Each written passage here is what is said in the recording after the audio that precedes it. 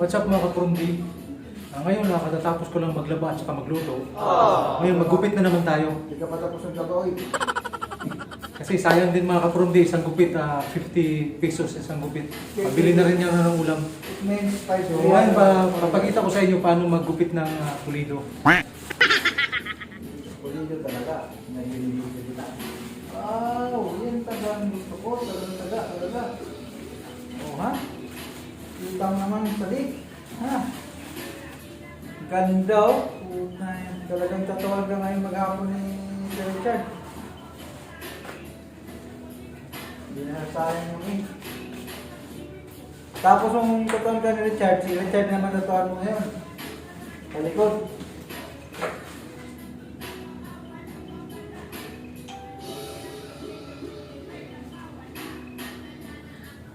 Kaya ba ng buka? Baka hindi kaya ng buka. Bagong bili ko eh. Ano yung kaya?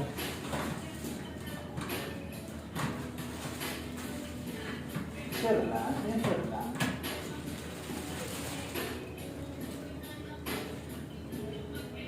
Zero na. Huwag mo lang bakit ang haba.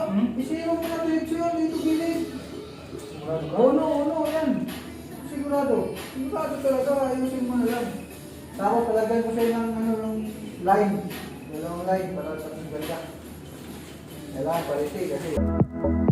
Dinig.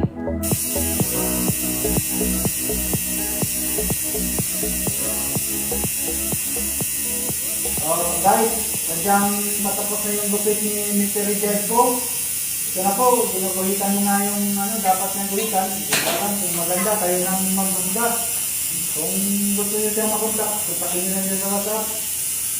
Pwede magtungo si Mr. Richard po sa inyo para lang magutik. Para special haircut.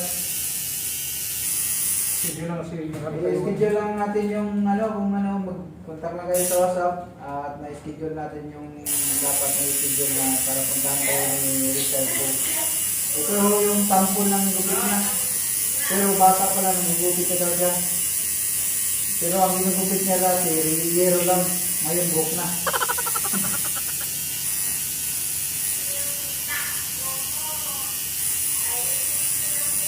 Tawag na kayo sa WhatsApp guys ha. Anong kalimutan, Richard.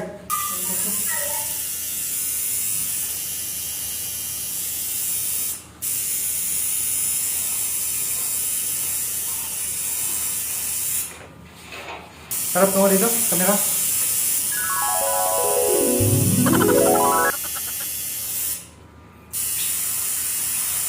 Wala akong biro yun guys. Totoo yan. Tumawag mo lang ako kayo sa WhatsApp at i-schedule natin, pupuntahan namin kayo. ASAP lagi yung diskarte.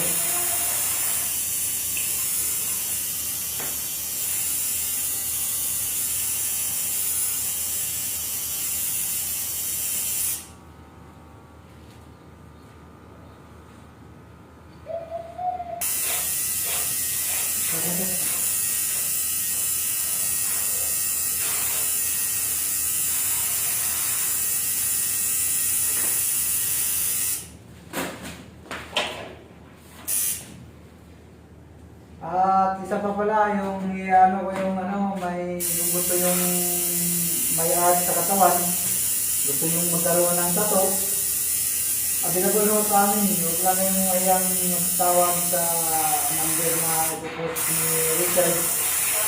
At rehab lang, walang problema, tato o barber, anytime, pagkamin by artist.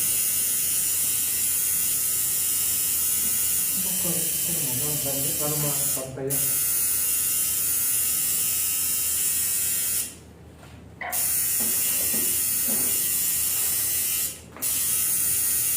Harap ko na dito. Hello?